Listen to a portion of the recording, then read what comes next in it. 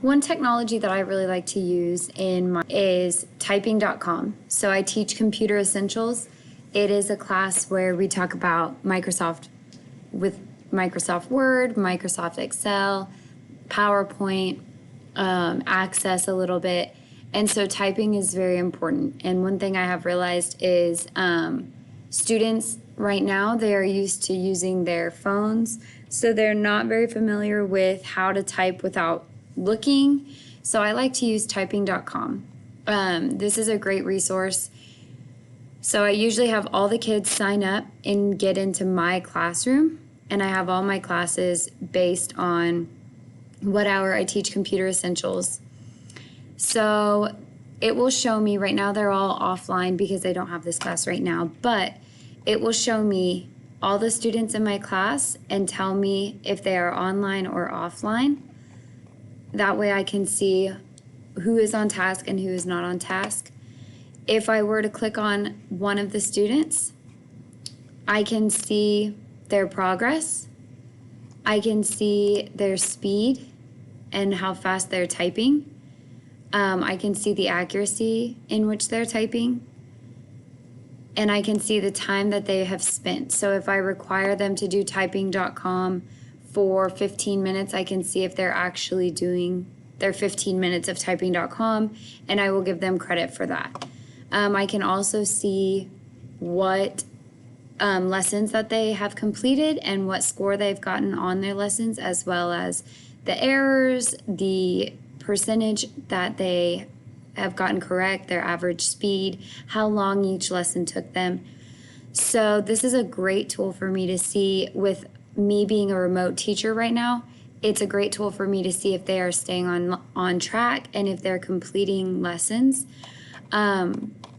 Typing.com is great for, I can also create assignments, and I can add assignments in here for the students to do.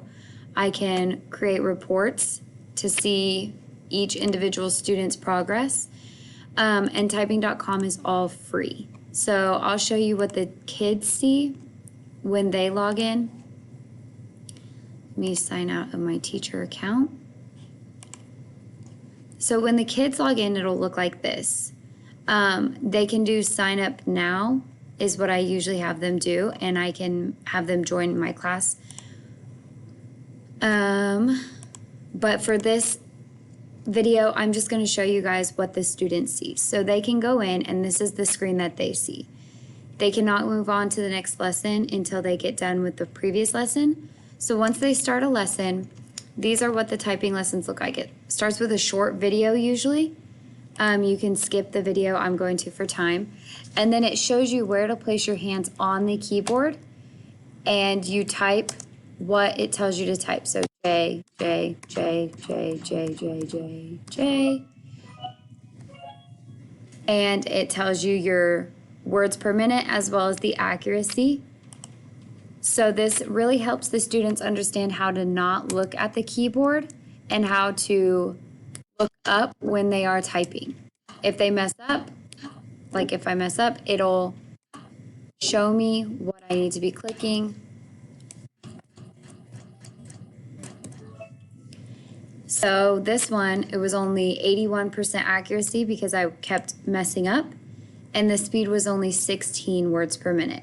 So they go through and they do the lesson,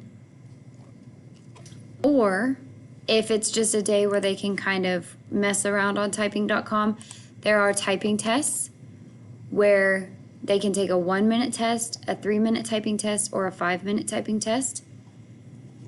And they can also play games.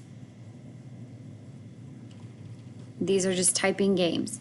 I really like to use typing.com. It's a great tool to teach the students how to type and how to improve their accuracy, as well as not looking at the keyboard as they type.